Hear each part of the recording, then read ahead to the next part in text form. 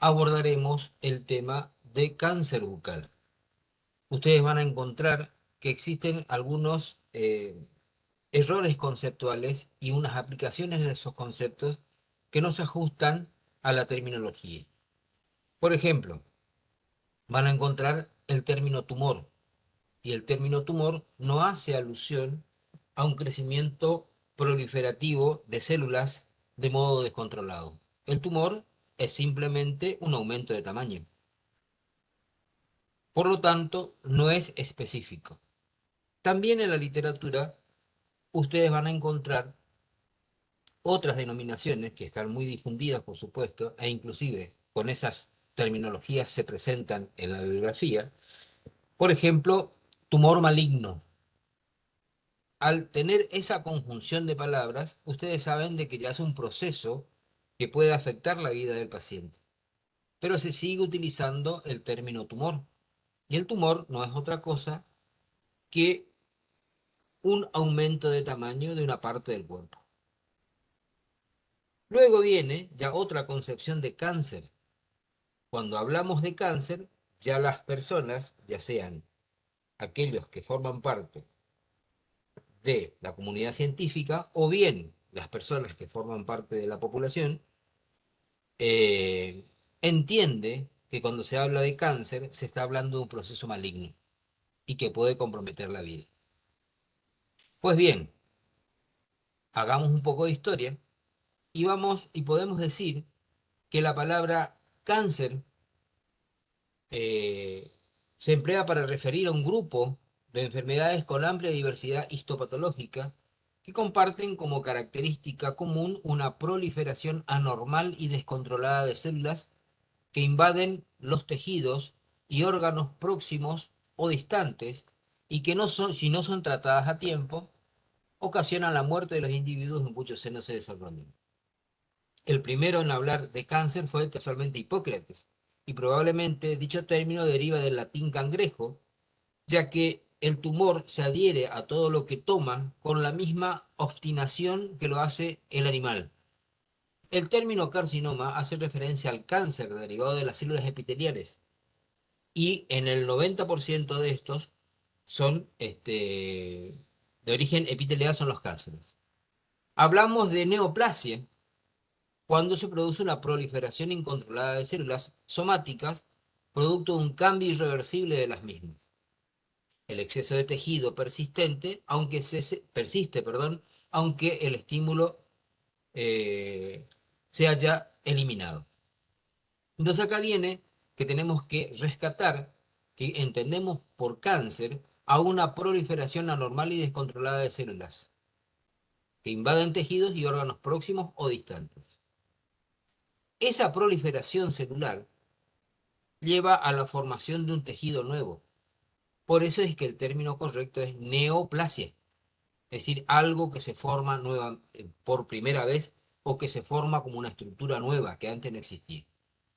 Entonces el término neoplasia se ajusta mucho más a los términos científicos que al vulgo que manejan las personas. Las neoplasias, es decir, todo aquel crecimiento, toda aquella proliferación anormal y descontrolada de células, pueden ser benignas si son estas, si tienen la característica de ser localizadas y al mismo tiempo de no invadir a los tejidos adyacentes, y por supuesto tampoco de diseminarse por el resto del cuerpo.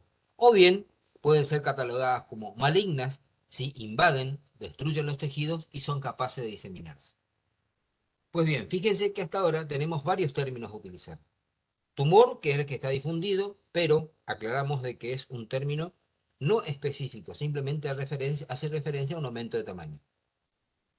Tumor maligno, ya va más encaminado.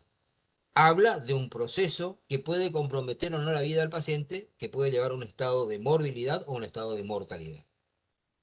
Después ya hablamos de cáncer. Cuando se habla de cáncer, es obviamente que nos estamos refiriendo a una serie de procesos patológicos en el cual el 90% de ellos se originan en piel. De ahí la denominación, de acuerdo a como lo mencionaba Hipócrates, ¿sí? Que tenía la forma o el aspecto de un cangrejo y la misma actitud que la de un cangrejo. Y por último, incluimos la palabra neoplasia, que es la más acertada, que se refiere a la nueva formación de un tejido a partir de una célula que ha dejado de responder a los lineamientos normales de todo tejido, la cual, por un estímulo, ha modificado su condición inicial y luego comienza a suceder una mitosis descontrolada. Y de acuerdo a las características de ese tejido nuevo que se vaya formando, estos pueden ser neoplasias benignas y neoplasias malignas. Así tenemos que la denominación correcta para el tema que trataremos hoy es el término de neoplasias malignas.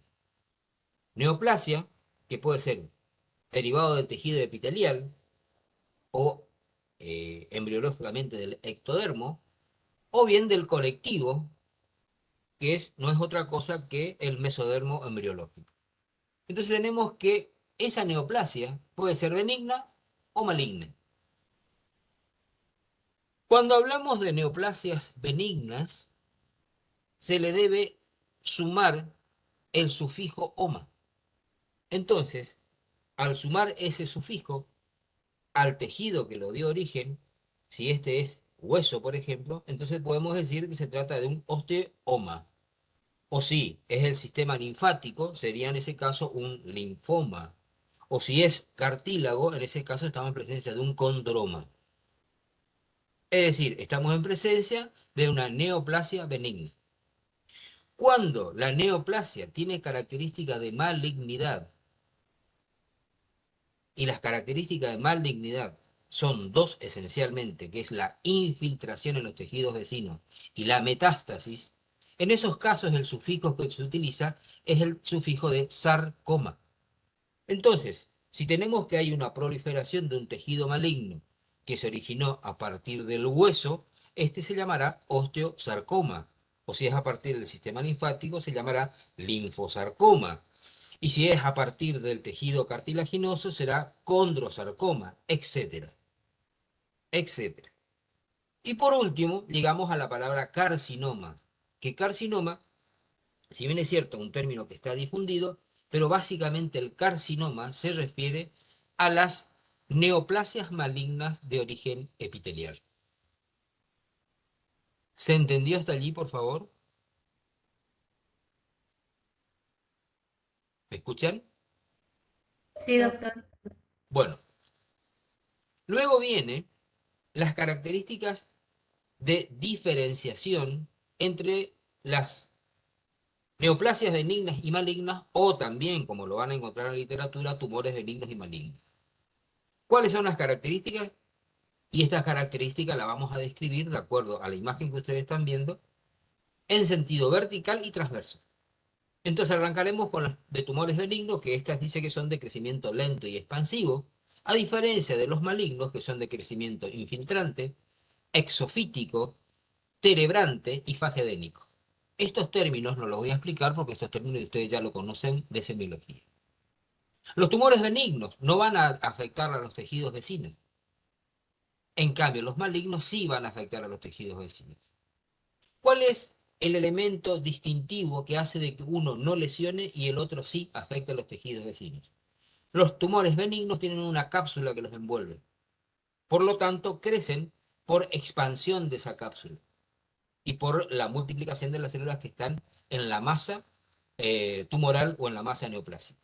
A diferencia de los tumores malignos, que no tienen membrana, no tienen una cápsula que los envuelva. Por lo tanto, el crecimiento de las células se hace a expensas de la infiltración de los tejidos vecinos. De esa forma, afecta al tejido vecino. Los tumores benignos van a estar constituidos por células semejantes al tejido que le dio origen. Es decir, histopatológicamente no se van a notar muchas las diferencias o no van a existir muchas diferencias entre el tejido que le dio origen y la célula que se identifica con esa lesión benigna. Muy distinto a las aquellas que son, por ejemplo, las neoplasias malignas, donde van a estar constituidas por células que son diferentes al tejido de origen. Otra diferencia más es que los tumores benignos no dan metástasis. Es decir, tienen un crecimiento expansivo, van desplazando los tejidos sanos, a diferencia de los tumores malignos que van a dar metástasis, van a crecer, van a infiltrar y al mismo tiempo van a dar metástasis porque ese crecimiento celular va a invadir ya sean vasos sanguíneos o vasos linfáticos y desde allí, a través del torrente linfático o sanguíneo, se van a trasladar a distancia.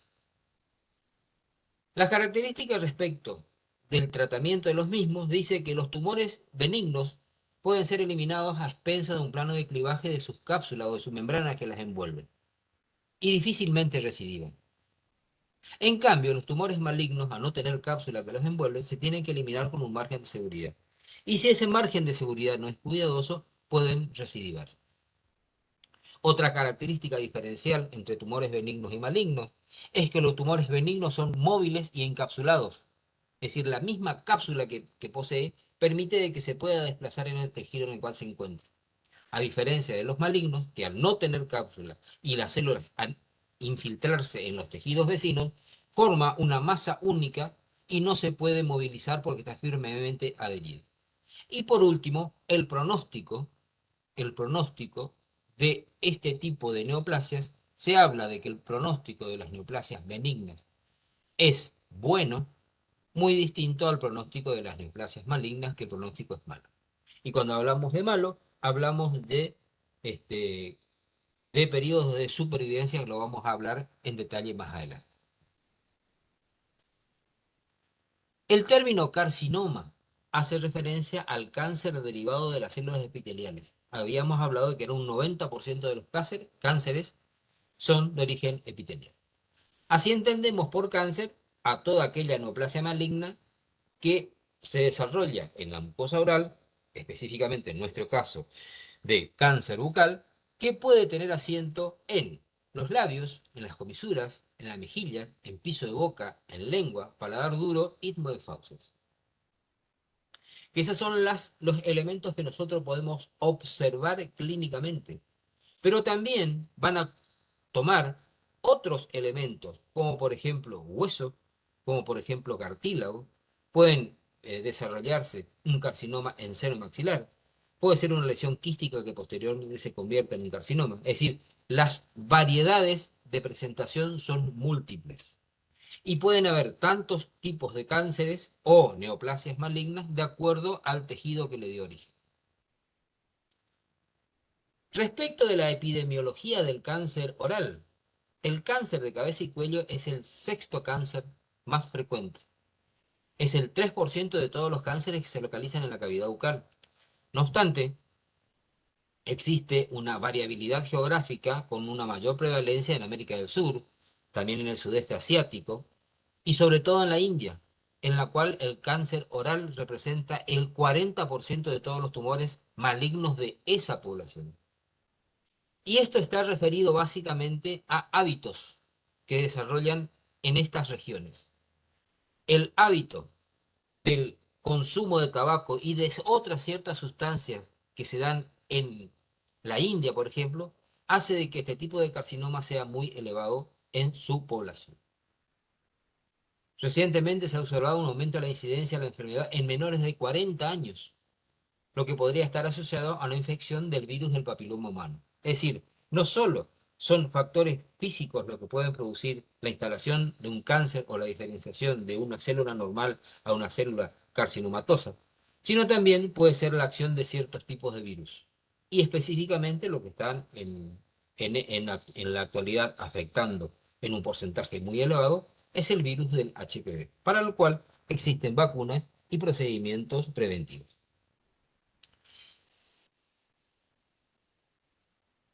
En referencia a la histología, el 90% de los carcinomas son del tipo de carcinoma oral de células escamosas.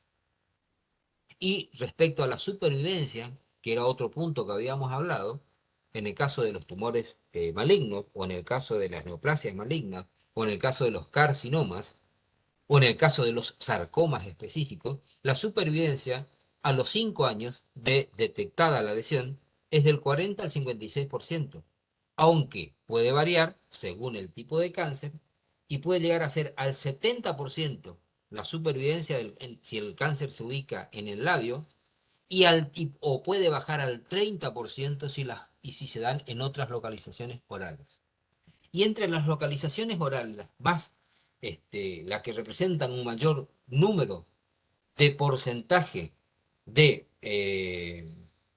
incidencia y de compromiso, son las que se dan en los bordes linguales y en piso de boca. ¿Cuál es la razón?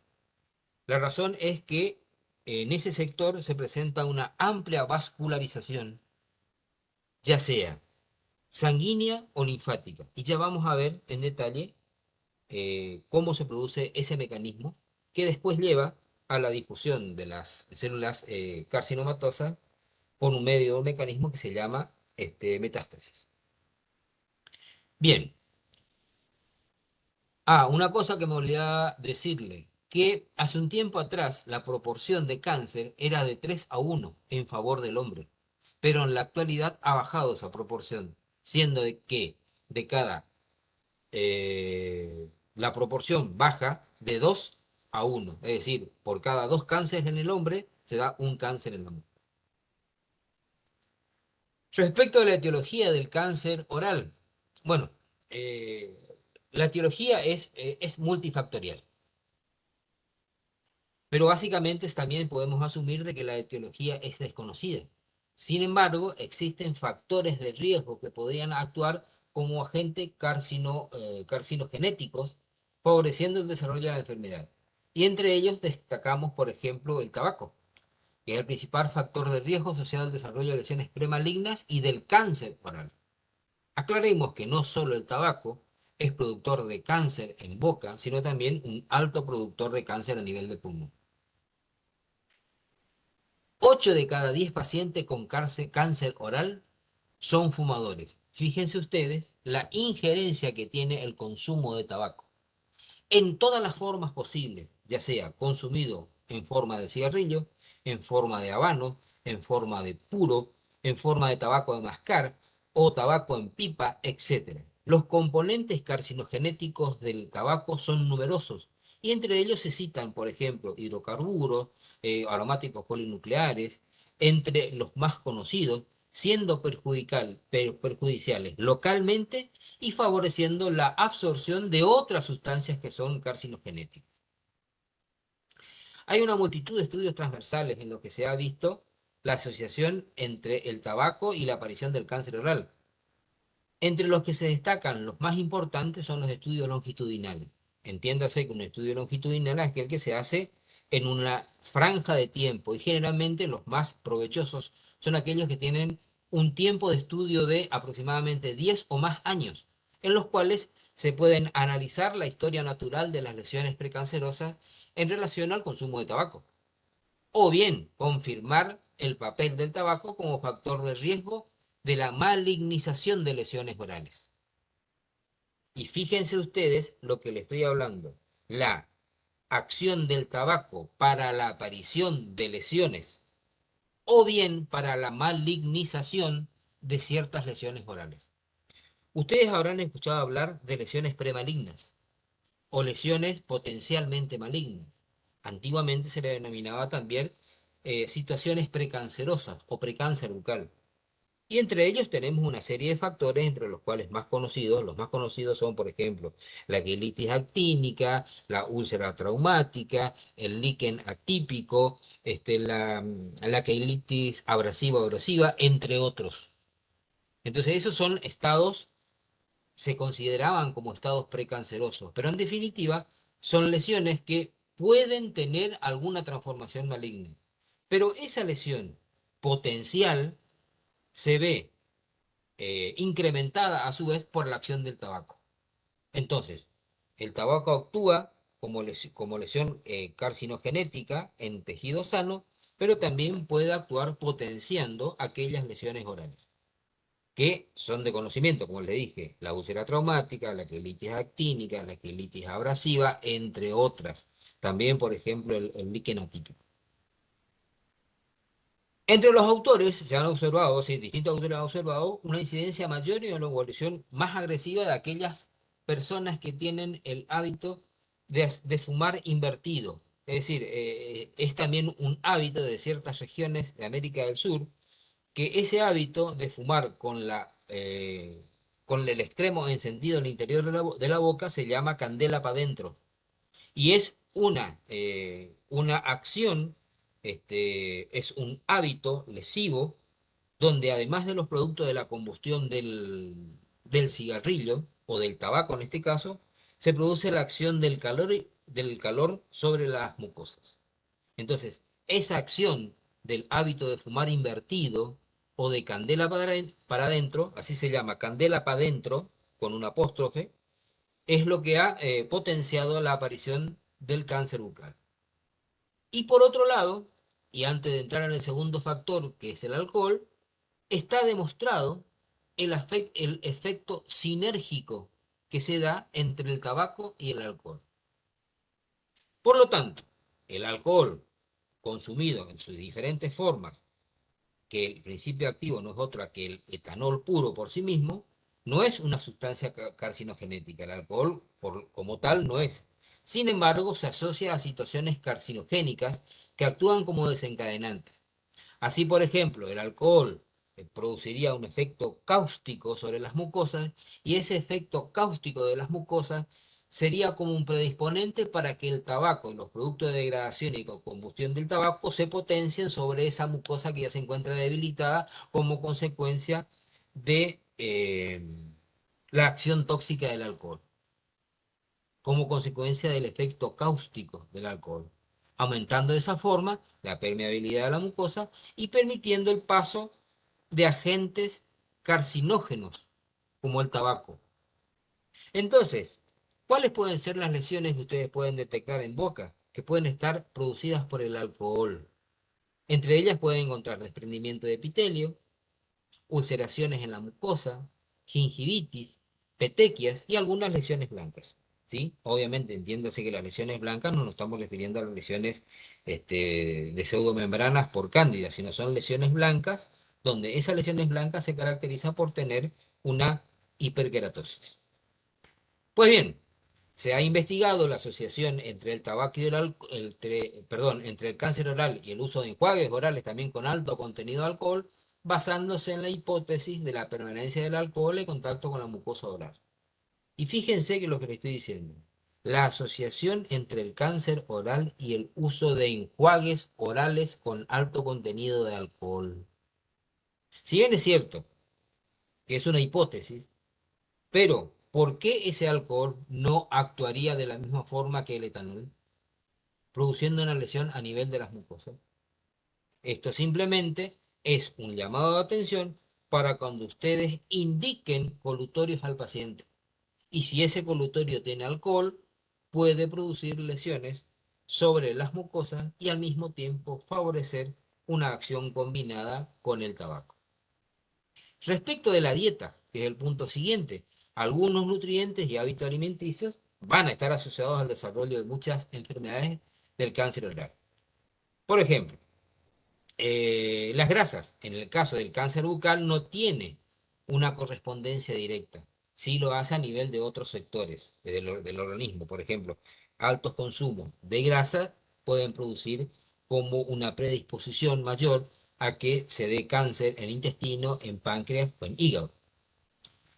Las frutas, si bien es cierto, no van a favorecer la aparición del cáncer, pero sí van a jugar en contra por el efecto antioxidante que tienen. Y va a ser un protector contra el cáncer oral, porque va a producir una afectación directa sobre las mucosas, las cuales se van a estar protegidas por esa acción antioxidante que tiene eh, las frutas y algunas verduras. Si mal no recuerdo, la sustancia en relación a las frutas y que tienen una acción, que tienen una acción benéfica, se llama licopeno. Búsquenlo, por favor, licopeno.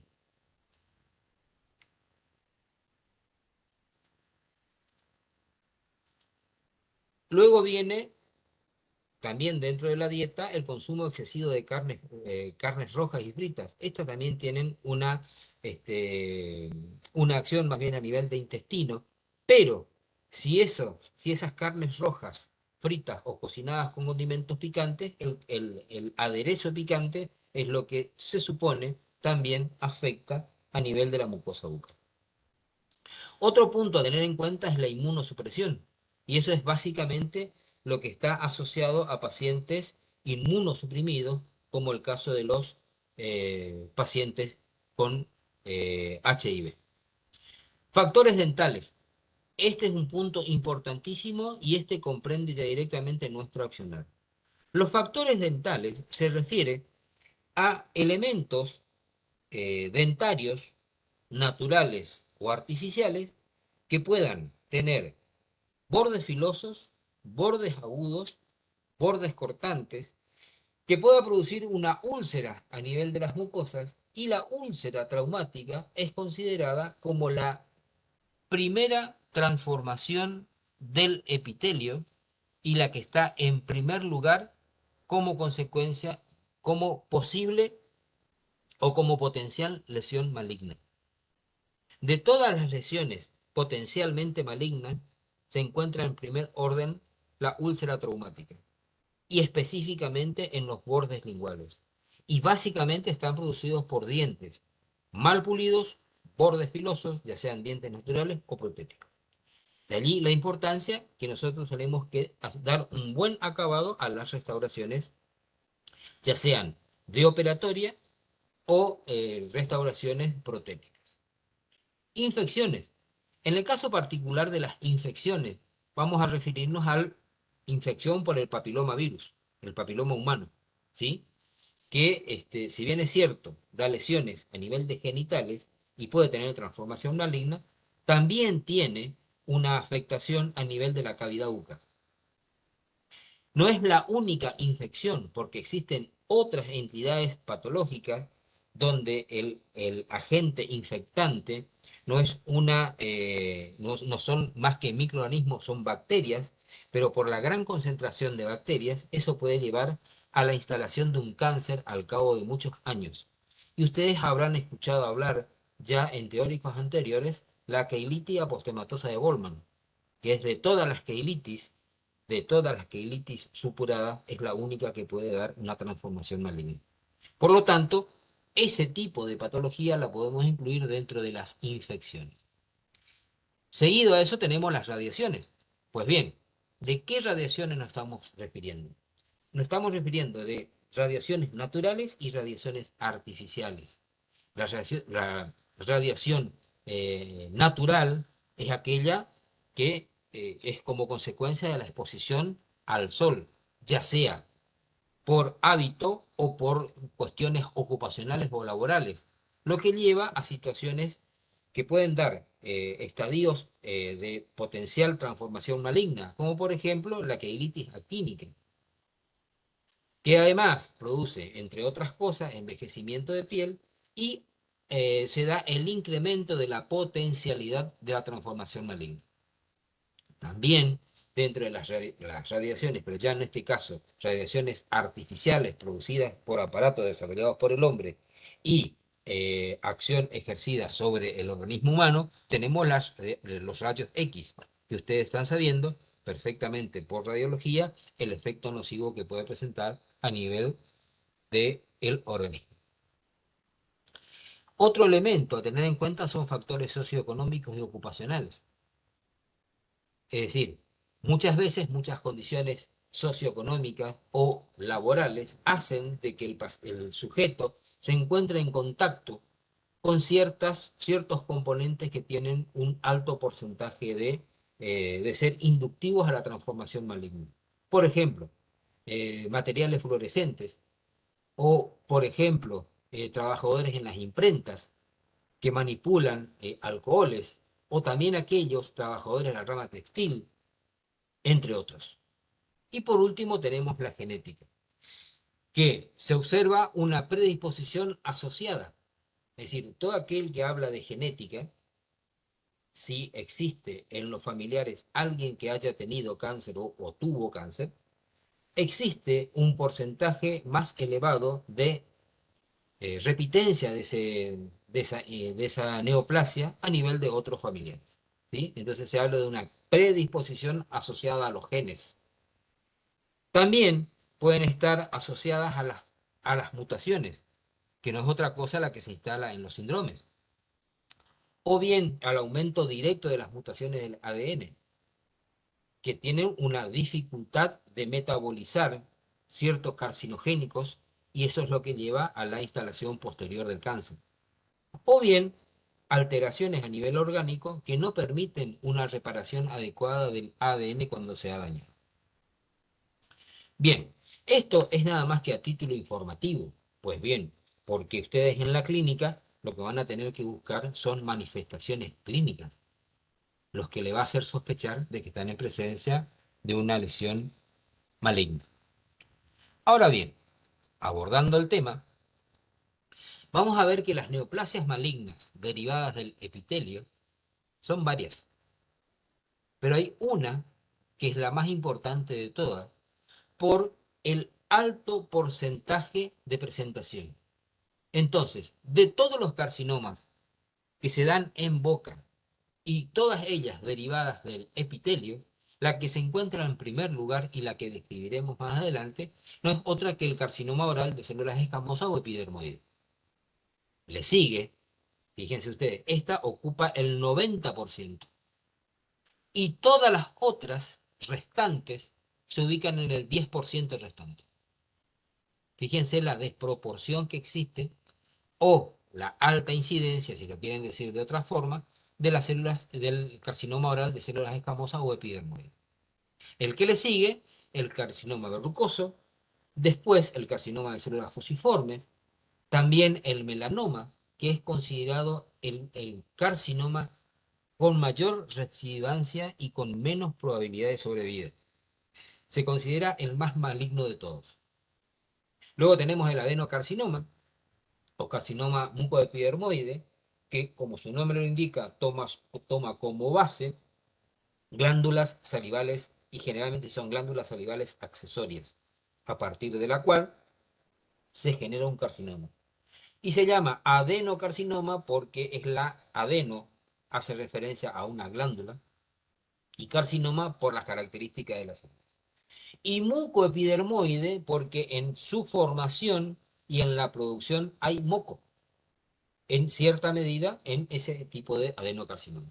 Y luego tenemos el carcinoma vasocelular, que es el único que desentona con todos los anteriores, porque este carcinoma vasocelular muy raro se da en boca, porque más bien es una transformación maligna de células basales y que tiene la característica de ser el único carcinoma que no da metástasis. O sea, si ustedes le preguntan, ¿conoces algún carcinoma que no dé metástasis? Sí, el carcinoma vasocelular. El carcinoma vasocelular es un carcinoma infiltrante local y destructor local. La única ventaja que le ofrece al paciente que lo padece es que no da metástasis, a diferencia de los anteriores. Ahora bien, vamos a hacer una descripción muy breve de cada uno de estos, ¿sí?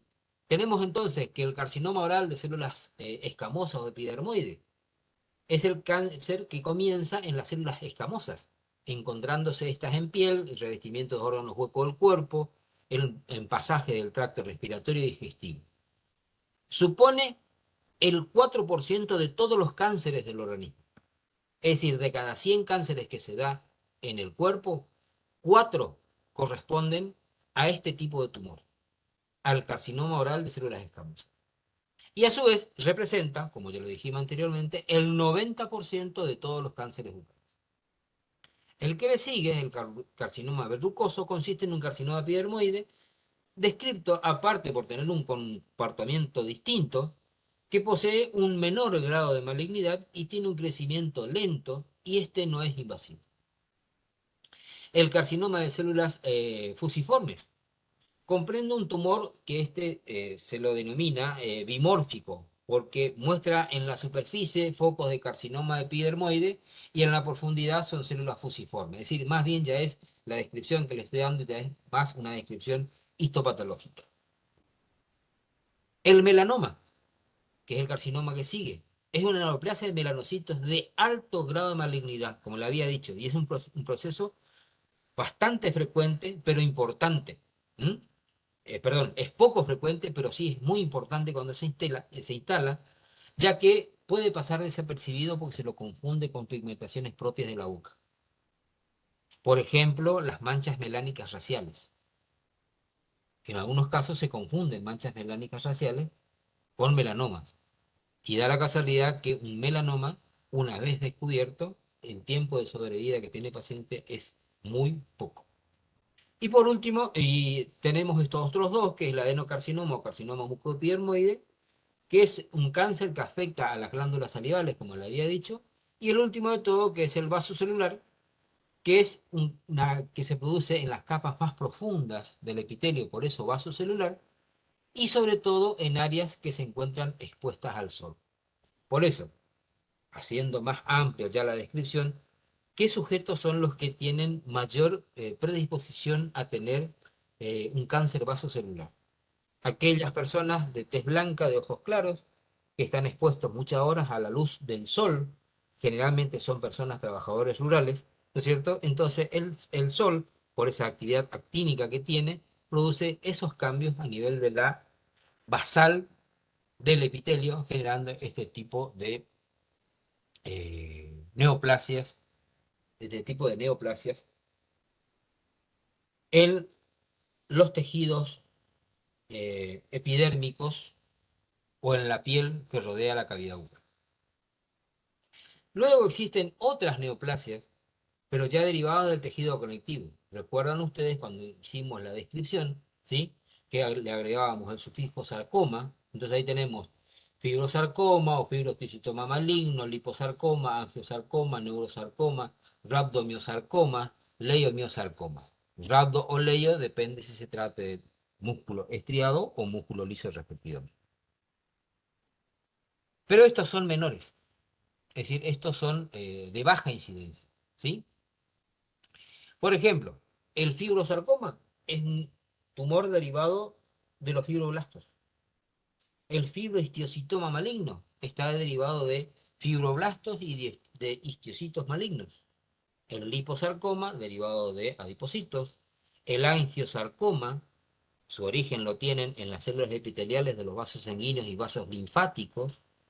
El neurosarcoma deriva de la cubierta que tienen los nervios periféricos. Ustedes saben que los nervios es un axón y sobre él se envuelve a modo a modo de pliegue, se enrolla sobre él una célula que es la célula nerviosa que le hace una envoltura como un aislamiento al nervio.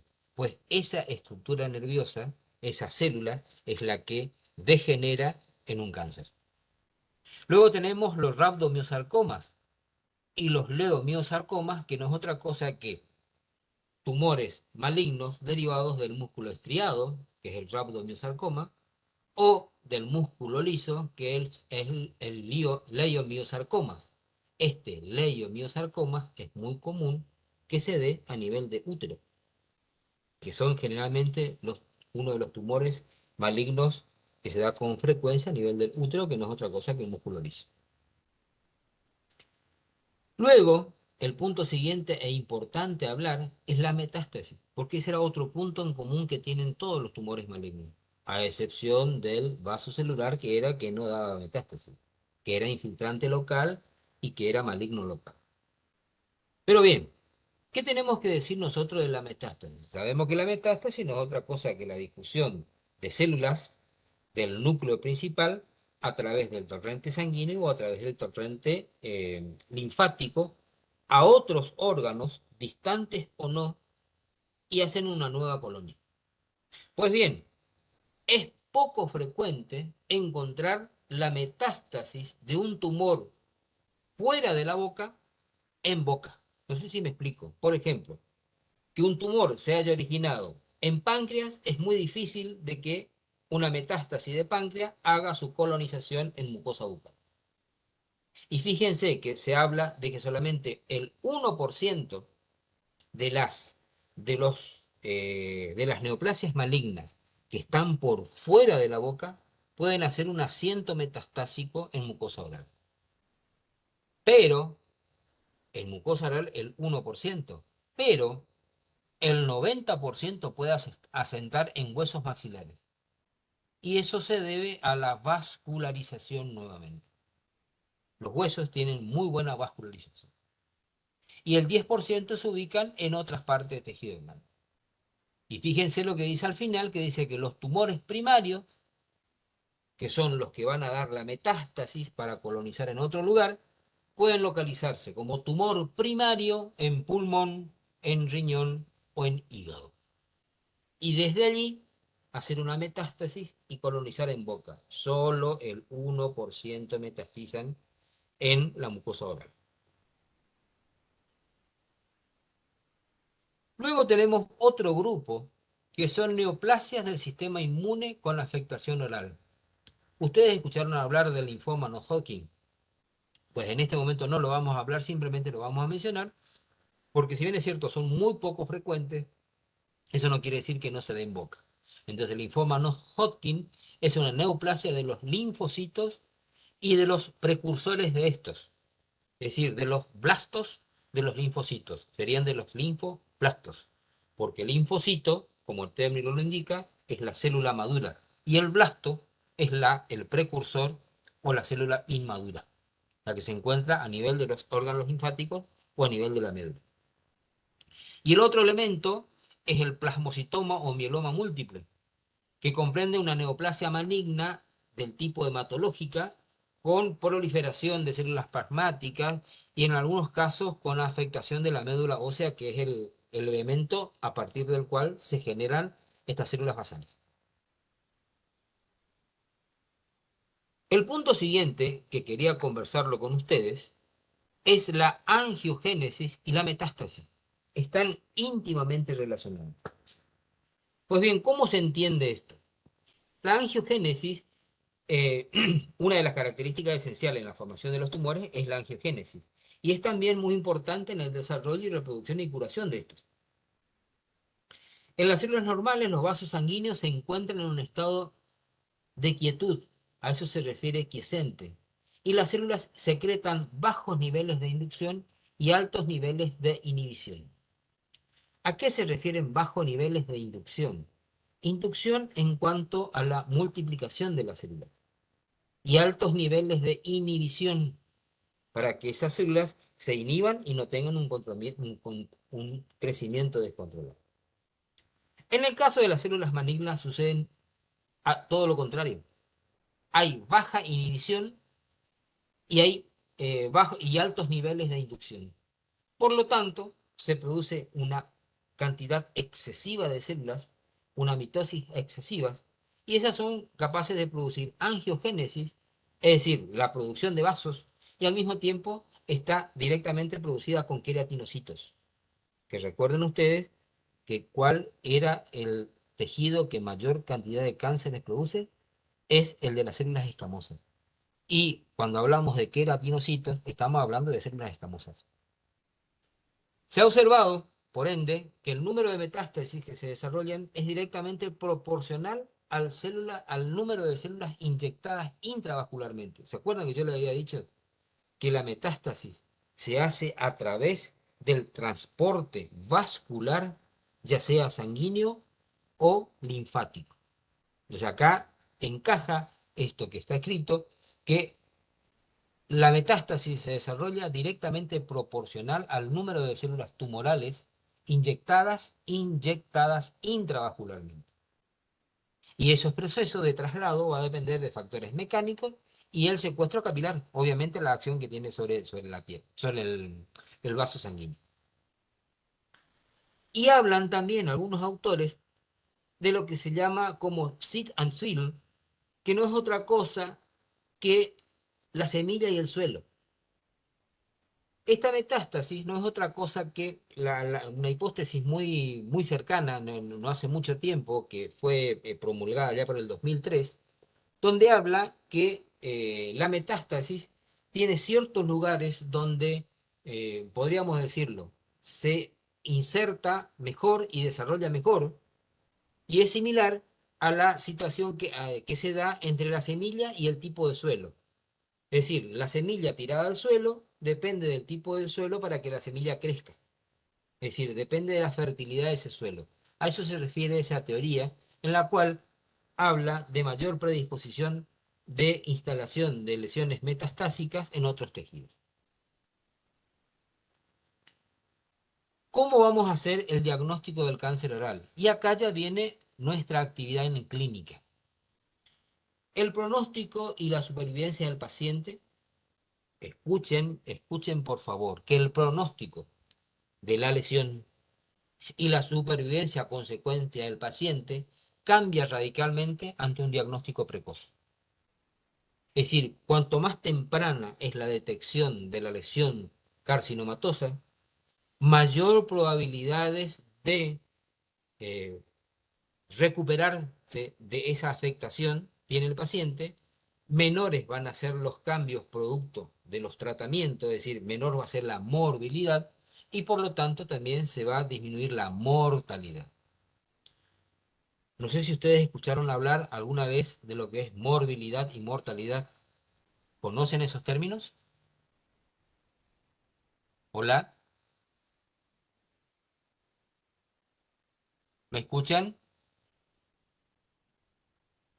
Sí, doctor. Sí, doctor, se le escucha. Bien. ¿Saben la diferencia entre morbilidad y mortalidad? Si no, les explico. No, ¿no podría explicar? Bueno, la mortalidad, como su nombre lo indica, no es otra cosa que la conclusión o óbito, o bien el óbito del órgano vivo, que sería la muerte del sujeto. En cambio, una morbilidad es una alteración que se produce en la anatomía y la función. Por ejemplo, si un paciente tiene una neoplasia maligna en el maxilar inferior, el tratamiento quirúrgico va a ser la propuesta de eliminación de medio maxilar con un margen de seguridad y ese tejido resultante que queda es el tejido que va a sufrir una morbilidad. El sujeto va a tener una morbilidad porque ha perdido medio maxilar inferior. Que después se puede reconstituir por medios protéticos o de injerto, es otro tema, pero es una situación mórbida. Entonces, el cáncer oral, tomado a tiempo, se puede reducir la mortalidad e inclusive los cuadros de morbilidad. Pero para ello, ¿qué tenemos que hacer nosotros? Tenemos que hacer un, eh, una investigación clínica sistemática. Y cuando digo sistemática, quiere decir en todos los pacientes. Y esa revisión sistemática tiene que incrementarse en la medida en que el paciente tenga más años, porque la incidencia del cáncer comienza la incidencia alta a partir de los 40 años y se da como tope a los 60 años. Quiere decir que si ustedes tienen un paciente comprendido en ese rango etario, sí o sí tienen que hacer un examen de toda la cavidad bucal, al margen de lo que siempre se le indicó, que tienen que hacer un examen de toda la mucosa bucal, pero en el caso de pacientes con esa edad, ya se tiene que hacer un examen bucal en búsqueda de alteraciones que puedan estar asociadas a situaciones carcinogenéticas o a lesiones potencialmente malignas.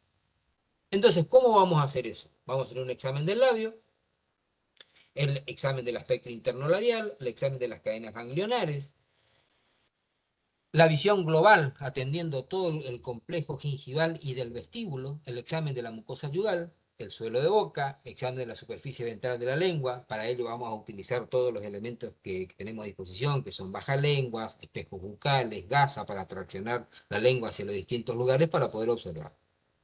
El paladar, específicamente, el paladar, la zona donde se encuentran las glándulas salivales accesorias, se deben retirar todas las estructuras protéticas, todas las prótesis removibles para poder observar el sector donde se pone en contacto esa prótesis con la mucosa y qué cambios pueda presentar.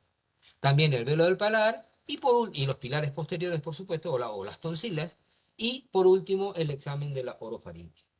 Es decir, en todo paciente que tenga más de 40 años, que esté cercano a los 60 años, es conveniente examinar toda la boca y reportar cualquiera de las alteraciones que nosotros podamos encontrar. Bien, ¿Qué aspectos clínicos podemos encontrar en la boca que nos hace sospechar de que estamos en presencia de una lesión que puede tener alguna vinculación con un cáncer? Por ejemplo, pérdida de pieza dentaria sin causas aparentes, dificultad o dolor al deglutir, dificultad para portar prótesis, bultos en el cuello. Bultos, entiéndase que son elevaciones, ¿sí? O bien estructuras redondeadas o alargadas que están en la profundidad que pueden tener o no movilidad. O bien la aparición de una úlcera que no cura. O la aparición de placas o lesiones de color blanco, por ejemplo, leucoplasia. O de color rojo, una eritroplasia. O la combinación de ambas, que no es otra cosa que la eritroleucoplasia.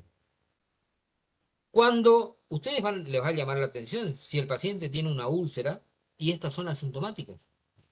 Porque si tienen úlceras con algo de dolor, puede ser simplemente una úlcera. Pero si es una úlcera asintomática, es muy probable que ya sea un cáncer in situ. Por induración de los tejidos, porque esa induración se produce por la infiltración de las células carcinomatosas en los tejidos vecinos. Por afectación de los nervios, que lleva a parestesia de la lengua o el labio, o a crecimientos papilares, o al que el paciente tenga dificultades para abrir la boca. Es decir, pueden ser tumoraciones que se localicen a nivel de músculos o a nivel de articulación. Y el último punto, sospecharemos de la lesión pueda ser cáncer si persiste más de 3 semanas en la boca. Es decir, cualquier alteración que tenga más de 3 semanas, ustedes piensen de que puede ser una lesión potencialmente maligna o que ya sea un carcinoma. ¿Cuáles van a ser las manifestaciones clínicas del cáncer oral? Y bueno, este cáncer oral se puede originar a partir del tejido sano o a partir de un estado precanceroso, que se llama, que en definitiva no es otra cosa que una displasia. Entonces, si se origina a partir de tejido sano, es lo que se conoce como de novo. Se produce a partir de un tejido sano, que no tenía ninguna alteración previa. O bien puede ser un estado precanceroso, que en la actualidad ya no se dice más estado precanceroso, se dice una lesión potencialmente maligna o un estado potencialmente maligno. Y entonces tenemos que aproximadamente el 50% de los carcinomas epidermoides se van a desarrollar sobre epitelio previamente alterado. De ahí la importancia de tener bien detectados las lesiones potencialmente malignas, porque fíjense que el 50% de los carcinomas epidermoides se desarrollan a partir de un epitelio previamente alterado. Ahora vamos a ver algunas imágenes de lesiones de carcinoma de células escamosas, que es la que se daba en el 90% de los casos. Fíjense, localización, lengua, que es la más frecuente. También se dan labios, piso de boca, mucosa yugal en sí. Son lesiones destructivas, exofíticas, en el centro deprimidas, y que son asintomáticas y pueden localizarse en cualquier sector de la boca. También se pueden dar en los labios, y cuando se da en los labios, esta generalmente tiene el antecedente de que ha tenido en ese lugar alguna lesión potencialmente maligna, denominada anteriormente como lesión precancerosa, que puede ser una quelitis, una leucoplasia, un líquen atípico, que eso ya lo vieron ustedes en lesiones potencialmente malignas.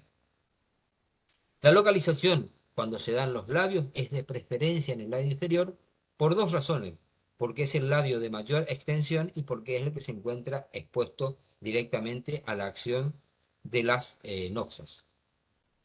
Cuando se da en lengua, preferentemente se da en los bordes linguales y en la cara ventral. El sexo de predominancia es el masculino, la raza la blanca, y las causas más comunes que llevan a este carcinoma escamoso en lengua es es la acción del tabaco o del alcohol, o peor aún, la combinación de ambos. El origen también pueden tener lesiones precancerosas, y acá viene una que habíamos hablado en relación a la estructura dentaria, que es la úlcera traumática. Yo le hablaba de dientes filosos o estructuras protéticas que se encuentran desadaptadas. O también lesiones que son potencialmente malignas, como la leucoplasia y los líquenes, específicamente los líquenes atípicos. Y la localización, en el caso de que se da en la lengua, es de preferencia en el borde lingual y en la cara ventral. Otras características más, ¿sí? Estas lesiones carcinomatosas, por la alta incidencia de metástasis, los primeros ganglios que se afectan son los ganglios submaxilares, porque hacia allí discurre el sistema linfático, entonces la metástasis coloniza en alguno de los ganglios linfáticos y produce adenopatías, fijan los ganglios a los tejidos profundos, estos ganglios se vuelven inmóviles y en las lesiones que se dan en boca, estas se manifiestan como erosiones, úlceras, también se dan queratosis, este aspecto blanquecino no es otra cosa que queratosis, y úlcero de aspecto úlcero vegetante, es decir, combinan una zona de vegetación con otra zona de ulceración. La evolución en lengua es rápida. ¿Por qué es muy rápida en lengua? ¿Y por qué es muy peligrosa? Por la alta vascularización que presenta la lengua, ya sea sanguínea o linfática. Y por supuesto, las características clínicas que le confiere este tipo de alteraciones es dificultades para el habla y la alimentación y la masticación. En piso de boca, cuando se da, que también es muy frecuente y muy complejo por la vascularización, ya sea sanguínea o linfática, y los factores predisponentes siguen siendo los mismos. Fíjense, el tabaco y alcohol o la combinación de ambos. Y el origen también puede ser a partir de lesiones precancerosas, leucoplasias, líquenes o bien lesiones traumáticas. Las manifestaciones clínicas, localización más bien en el sector anterior, ¿sí? En el sector anterior del piso de boca, y estas se van a presentar como lesiones blancas o rojas o como placas induradas.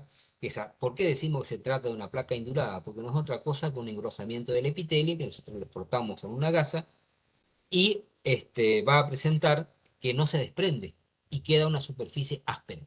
Por eso hablamos de esas lesiones que se dan en el piso de boca. También estas lesiones colocadas en el piso de boca tienen la característica de invadir el conducto de Wharton, que inmediatamente en ese sector tiene su desembocadura. Las encías, si se dan las encías en ese sector, obviamente que van a tomar las tablas linguales y van a ir acompañadas de adenopatías satélites como consecuencia de la metástasis ganglionares y también se va a dar la hipertrofia de los ganglios submaxilares. Seguimos con las manifestaciones clínicas. ¿Y el paciente qué va a presentar? Va a presentar un dolor leve al inicio de la lesión, luego intenso espontáneo. Va a tener limitaciones en movimiento para hablar y masticar, se infecta con mucha facilidad, hay olor fétido, se pueden presentar hemorragias y si está próximo al hueso, se puede producir una osteomielitis y también adenitis. Cuando se da en mucosa yugal, se da de preferencia en el sector posterior. Y también tiene como orígenes lesiones precancerosas. Básicamente, las lesiones precancerosas o potencialmente malignas que se dan en la mucosa yugal en el sector posterior, hablamos de líquenes atípicos. Y son ellas las que pueden ser origen de un carcinoma endocardial. También se acompaña de adenopatías, estas adenopatías son tempranas. Y el pronóstico de este tipo de lesiones es muy severo. En encías también se pueden dar. Es muy baja la frecuencia que se da a nivel de encía, pero cuando se da, estas están relacionadas con prótesis mal desadaptadas. Ahí la importancia de que cuando se hace el examen del paciente y el paciente porta prótesis, se debe examinar con mayor atención la zona de contacto de la mucosa con la prótesis. También se pueden dar por el hábito de colocar sustancias en la boca, que es por ejemplo el bolo de coca que utilizan los norteños, ¿sí? Que tienen el hábito de tener un bolo de coca, de la hoja de coca, y eso hacen, mascan constantemente, y eso es lo que le da una sensación como que están despiertos, y compensan el apunamiento y la baja de oxígeno de la zona de la puna y demás. Y el sitio más afectado, en el caso de las encías, es el que está en relación a las mandíbulas. En el paladar, habíamos hablado que las lesiones en paladar estaban más bien relacionadas ya a adenocarcinomas. Es decir, son lesiones que están en relación a glándulas salivales accesorias. ¿Sí?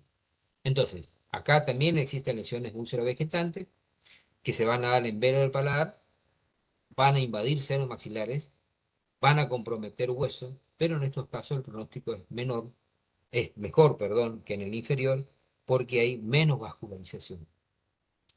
Y también va a haber menos compromiso glandular. El, trata- el tratamiento que se propone para todo tipo de carcinoma es múltiple.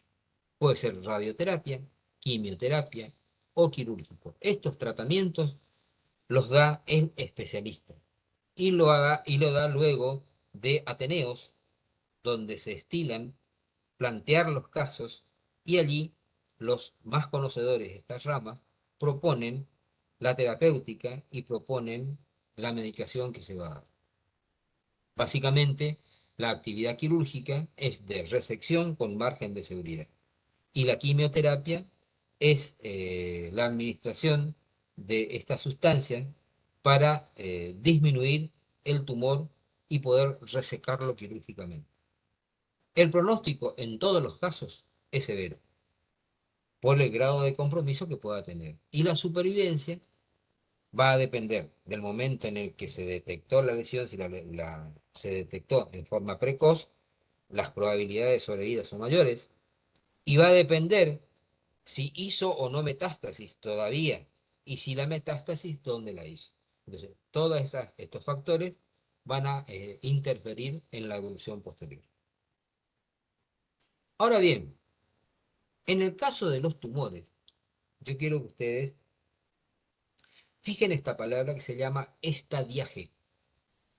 Es decir, no es otra cosa que un sistema de estadios que fue propuesto allá por 1941 por Pierre Dunant, donde catalogaba a los distintos tumores de acuerdo a factores. Por ejemplo, los elementos que van a tener en cuenta. Va a tener la letra T, que va a estar en relación al tamaño del tumor o al tamaño del cáncer. Por ejemplo, TX, el tumor primario no puede ser evaluado porque no se lo localiza clínicamente. T0, no hay evidencia de un tumor primario, puede ser de ubicación profunda. TIS, se refiere a un carcinoma in situ. T1 es un tumor o una neoplasia de 2 centímetros de tamaño o menor. T2 está entre 2 y 4 centímetros. T3, un tumor mayor a 4 centímetros. T4 invade a otras estructuras ya vecinas como hueso cortical, seno maxilar, piel, músculo tiroideo, etc. El otro punto a considerar es la N, que se refiere a ganglios linfáticos regionales. NX hace referencia a que los ganglios linfáticos regionales no pueden ser evaluados por la profundidad en la que se encuentran. O N0, que no hay evidencia de un tumor primario.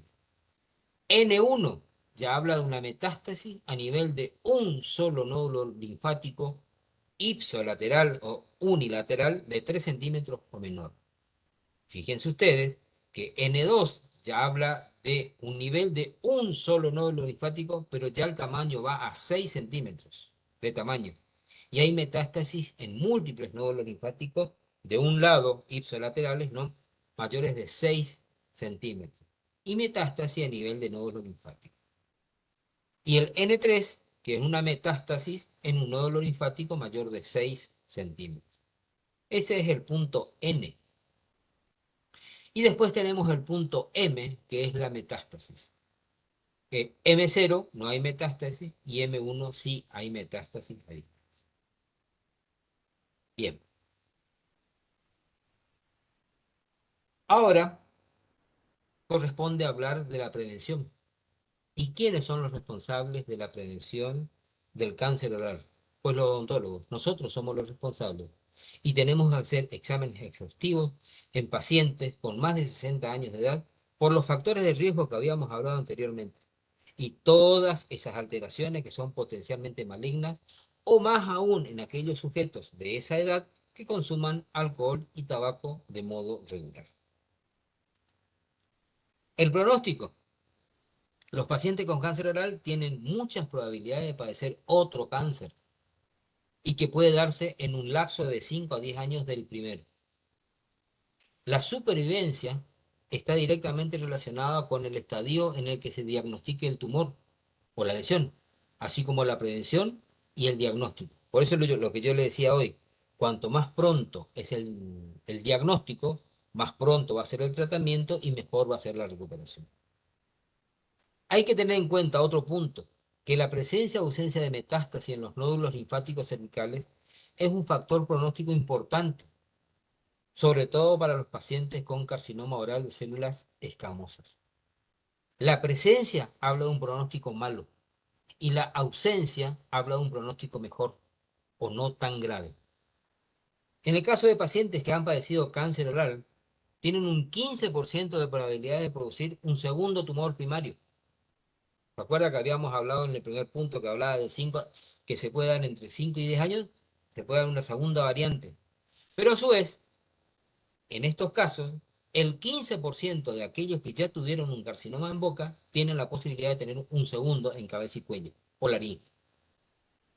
Y por último, el control de los factores de riesgo tras ser tratado de cáncer oral es vital importancia, ya que aquellos pacientes que continúan fumando, continúan tomando alcohol o continúan con sus hábitos lesivos después de un tratamiento, tienen una alta probabilidad de desarrollar un nuevo tumor, sobre todo en el tracto aerodigestivo, es decir, en el tracto aeropulmonar o en esófago y en estómago.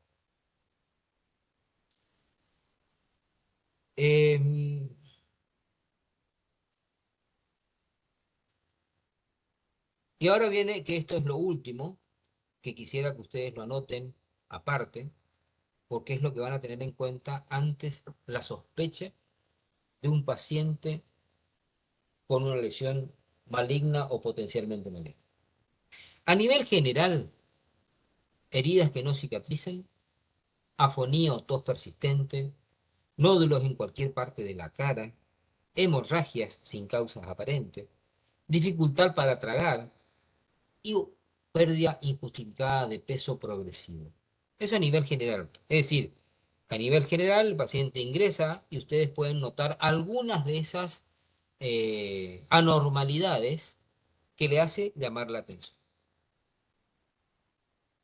Y a nivel bucal les tiene que llamar la atención la presencia de lesiones rojas o blancas, heridas que no curan en 7 a 10 días, cuando se da movilidad dentaria sin causa aparente o reducción de la movilidad lingual sin causa aparente, cuando se dan sectores de anestesia y parestesia en boca que no guardan relación con un anestésico o con ningún procedimiento, cuando se da asimetría facial, cuando se presentan adenopatías indoloras fijas o móviles, porque la adenopatía, cuando es colonizada por una metástasis, primero es fija y luego, cuando la célula carcinomatosa supera los límites del ganglio, se vuelve inmóvil, ¿sí?